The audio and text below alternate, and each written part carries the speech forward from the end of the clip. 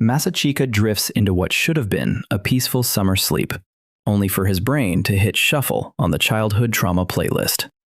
Stern grandfather, emotionally unavailable mother, the crushing weight of family expectations, little sister Yuki practically living in the sickbed, and, of course, the one bright spot, that mysterious blonde Russian girl who briefly made life less miserable. I'm sure she won't turn out to be important later or anything. But who has time for character backstory when your little sister begins her psychological warfare? "Oni-chan, get up," Yuki whispered melodiously, leaning over her brother's sleeping form in the dimly lit room. "If you don't wake up, I'll kiss you, you know," she threatened with a devious grin, ignoring his muffled groans. When Masachika opted to remain in his peaceful slumber, she decided to skip the alarm clock and go straight for the jugular. Literally. "Too bad, time's up," Yuki declared gleefully, sinking her teeth in, prompting a sharp, agonized "ouch" from Masachika as he jolted awake. "Ah, you woke up," she observed mildly, crouching calmly by the bed. "Ah, my neck! What the hell are you suddenly doing?" he bellowed, frantically clutching the fresh bite mark. Defending her choice of violence with the logic of a sleep paralysis demon. "That's why I told you, right? I'd kiss you if you still didn't get up," she gloated. "I never heard that. Besides, what kind of kiss is that?" he shot back, his exasperation already peaking before breakfast. "The kiss that looks like a bite, don't you know?" Yuki feigned wide-eyed innocence, to which he retorted, "It's not like anymore. You clearly bit me." Refusing to back down, she grabbed his collar, recalling their childhood games of kissy-kissy that he conveniently chose to forget. "Have you forgotten about our kiss? What can I do? I will make you remember it again," she purred, attempting to climb aboard.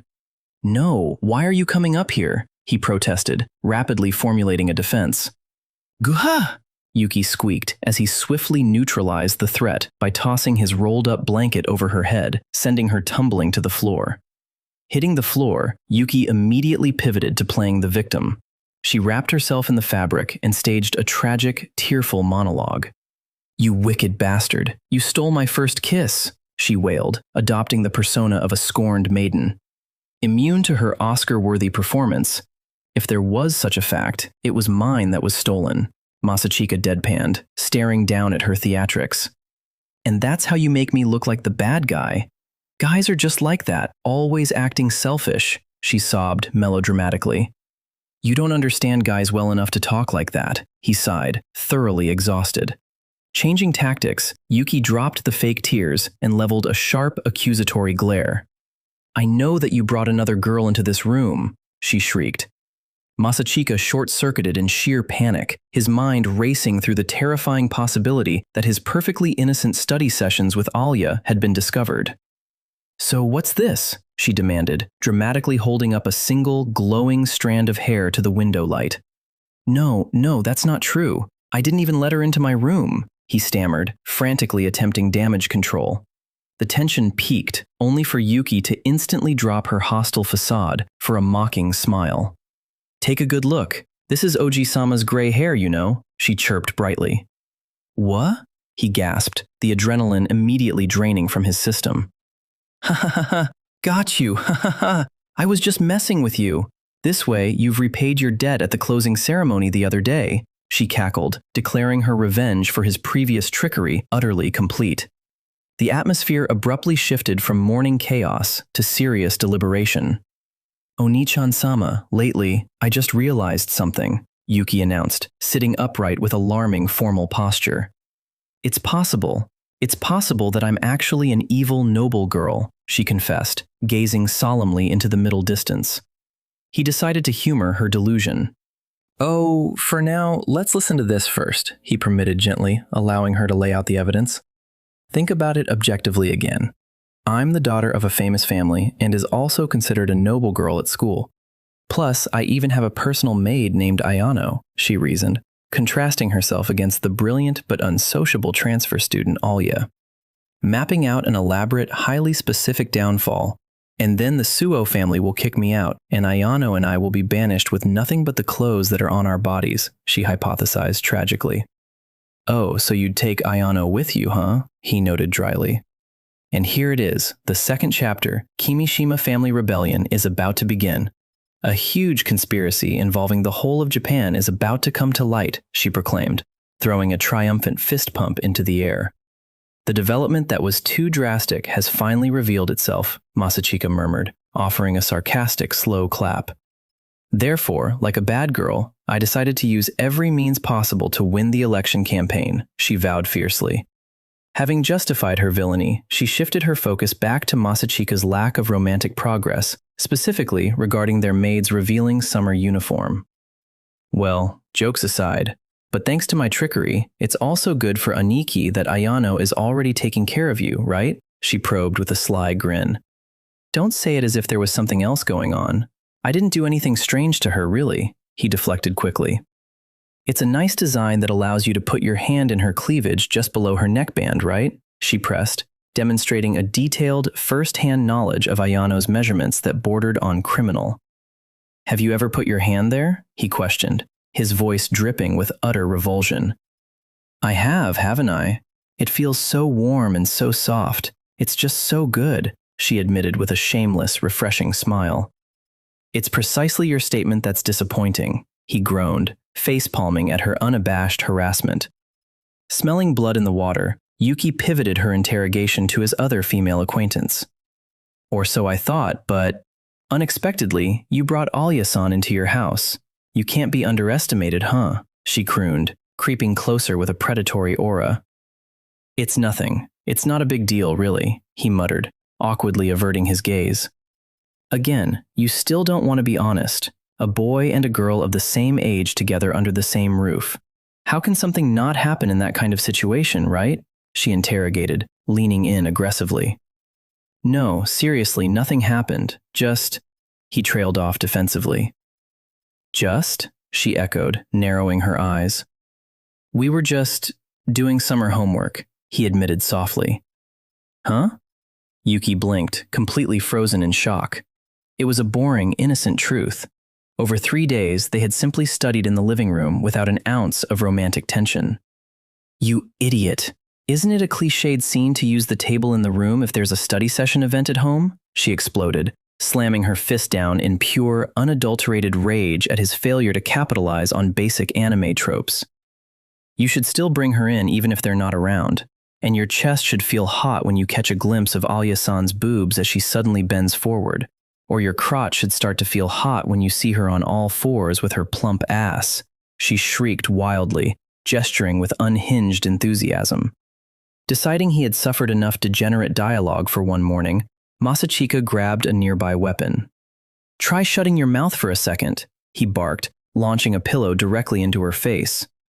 Hem, she squeaked as the fabric muffled her tirade.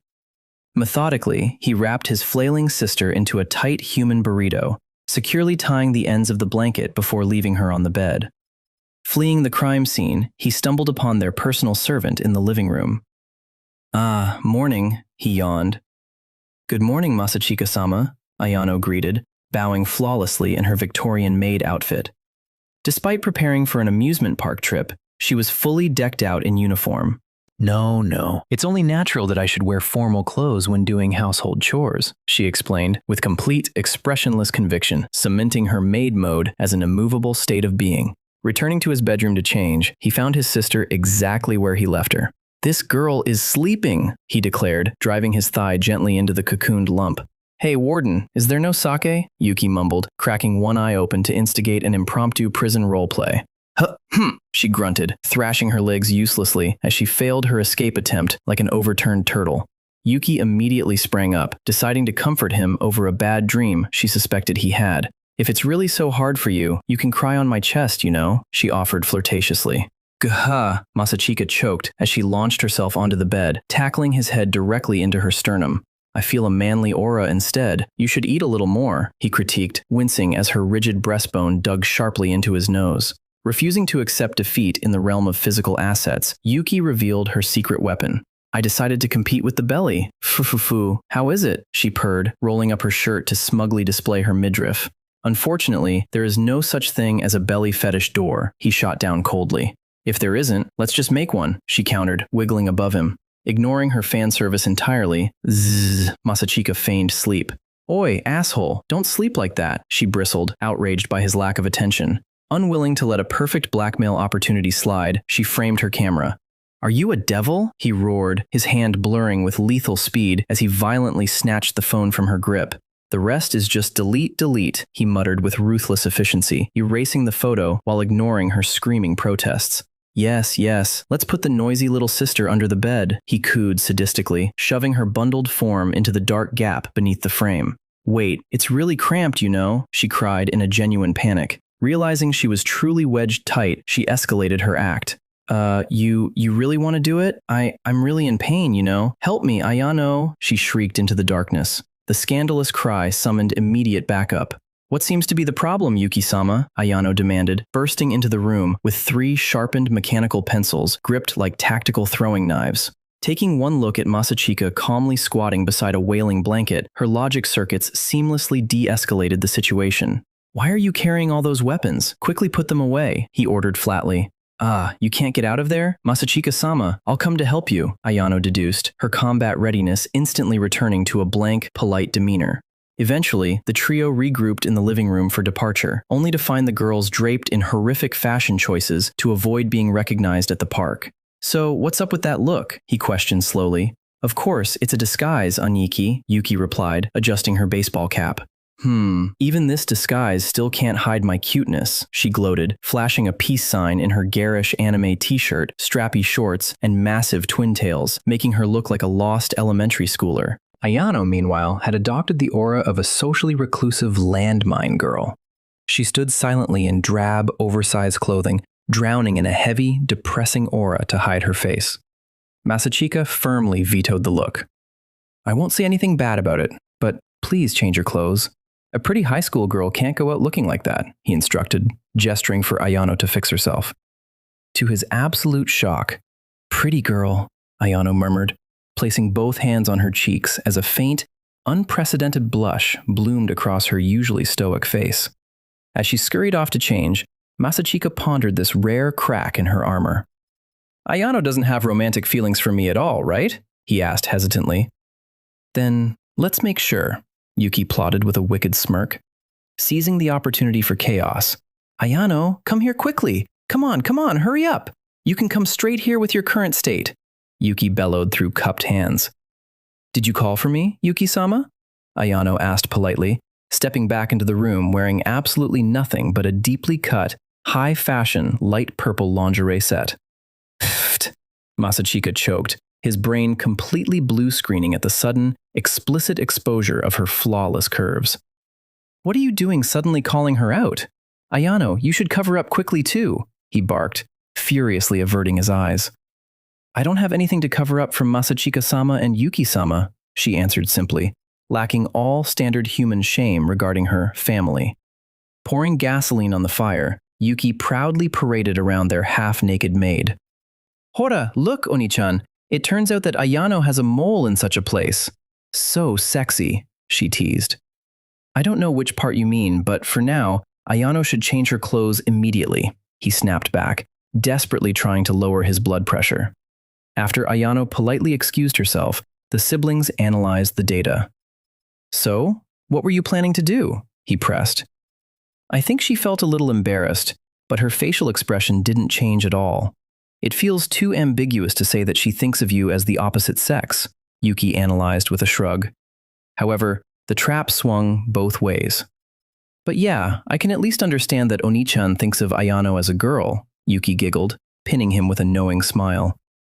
Masachika stood in defeated silence, entirely unable to refute his own biological reaction.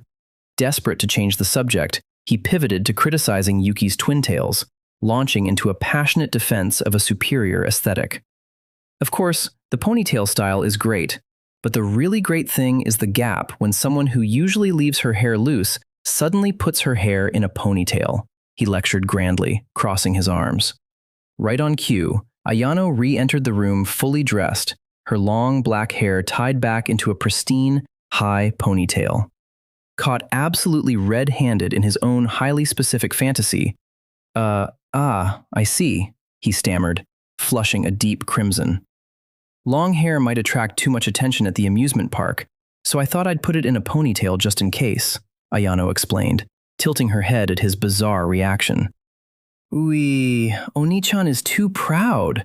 So embarrassing, Yuki cackled loudly, pointing mockingly at her devastated brother. You talk too much, he yelled back, and naturally, amidst the chaotic teasing, they missed their train entirely.